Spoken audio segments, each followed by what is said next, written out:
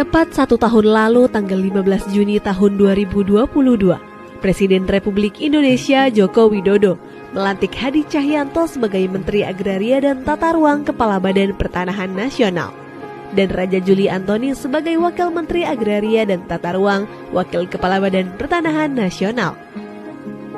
Terdapat 3 amanat dari Presiden RI yang ditugaskan kepada Menteri ATR Kepala BPN dan Wamen ATR Waka BPN terkait bidang pertanahan dan tata ruang. Antara lain, percepatan pendaftaran tanah sistematis lengkap, penyelesaian sengketa dan konflik pertanahan, termasuk pemberantasan mafia tanah, serta dukungan terhadap pembangunan Ibu Kota Negara Nusantara. Selama setahun ini, Kementerian ATR BPN pun terus melakukan akselerasi program PTSL dengan berbagai macam terobosan, mulai dari peningkatan pelayanan pertanahan, kolaborasi dengan berbagai pihak, hingga mendorong keterlibatan aktif masyarakat.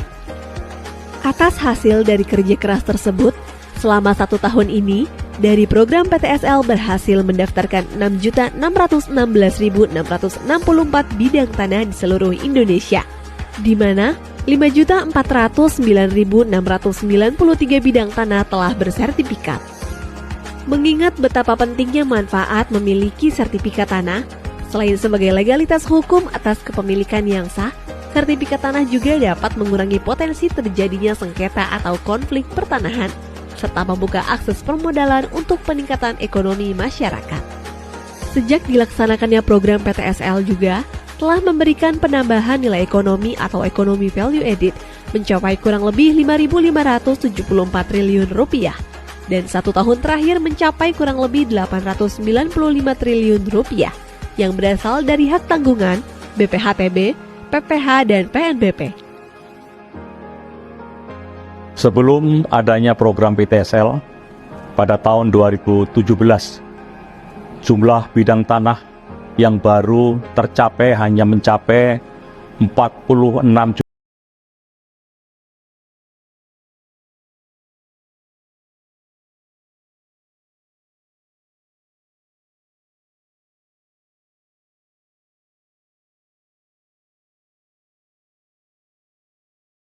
Bidang tanah. Apabila pendaftaran tanah ini menggunakan metode lama, maka rakyat harus menunggu lebih kurang 160 tahun lamanya.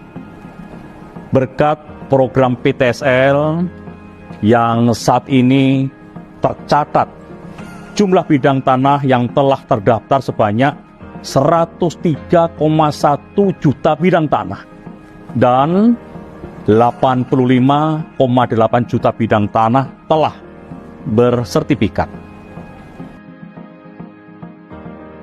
Percepatan program PTSL dimulai dengan menggerakkan partisipasi masyarakat untuk berperan aktif dalam menyiapkan berkas pertanahan secara mandiri.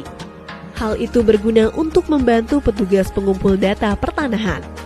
Selain itu, Kementerian ATR BPN juga aktif mengkampanyekan gerakan masyarakat pemasangan tanda batas atau gema batas untuk memudahkan petugas ukur dalam melaksanakan pengukuran tanah.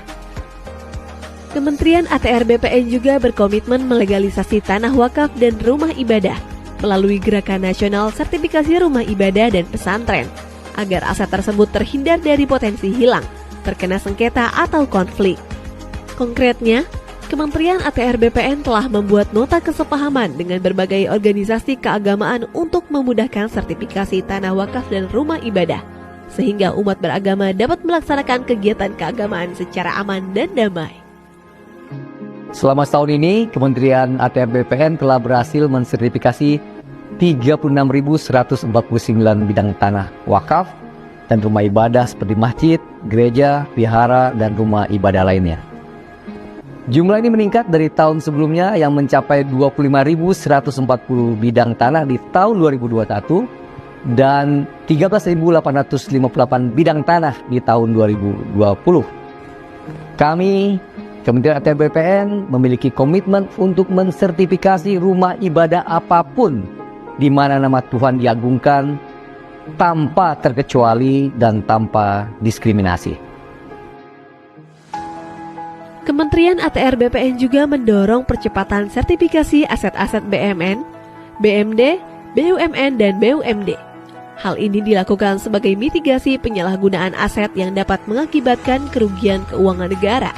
Dalam 1 tahun, Kementerian ATR BPN telah menyelamatkan aset-aset negara melalui program sertifikasi tanah-tanah aset dengan estimasi nilai mencapai kurang lebih 643,9 triliun rupiah. Kementerian ATR BPN telah menargetkan pada tahun 2025 seluruh bidang tanah dapat terdaftar. Tujuannya agar mewujudkan Indonesia lengkap di mana seluruh bidang tanah telah terdaftar dan terpetakan. No gap, no overlap.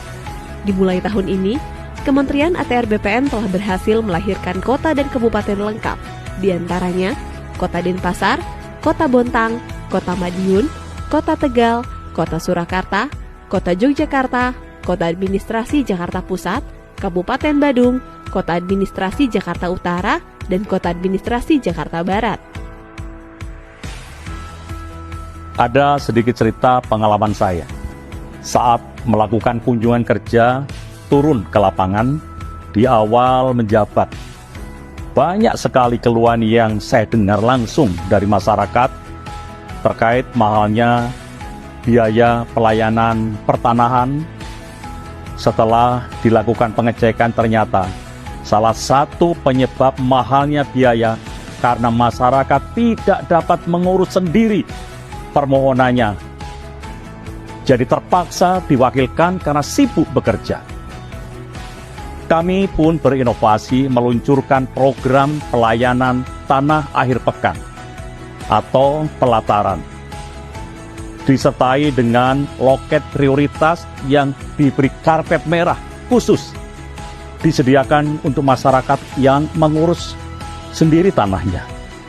Dengan begitu, masyarakat dapat leluasa kapanpun mengurus tanahnya tanpa terkendala biaya dan waktu. Saat ini, pelayanan pertanahan akhir pekan telah tersedia di seluruh kantor pertanahan yang berkedudukan di ibu kota provinsi dan seluruh kantor pertanahan dengan rata-rata jumlah layanan di atas 2.000 berkas per bulan. Dengan adanya program pelataran ini, diharapkan dapat mencegah praktik calo atau mafia tanah dalam kepengurusan tanah. Di tahun 2023, Kementerian ATR BPN juga meluncurkan 7 layanan prioritas atau lantas. Layanan ini mencakup 79% dari total layanan yang ada di kantor pertanahan. 7 layanan prioritas ini jelas waktu, jelas syarat, dan jelas biaya. 7 layanan prioritas ini terdiri dari pengecekan sertifikat, surat keterangan pendaftaran tanah atau SKPT, hak tanggungan elektronik, roya manual dan roya elektronik, peralihan, pendaftaran SK, serta perubahan hak guna bangunan atau hak pengelolaan menjadi hak milik untuk rumah tinggal, rumah toko, dan rumah kantor. 1 tahun bekerja untuk rakyat, untuk Indonesia.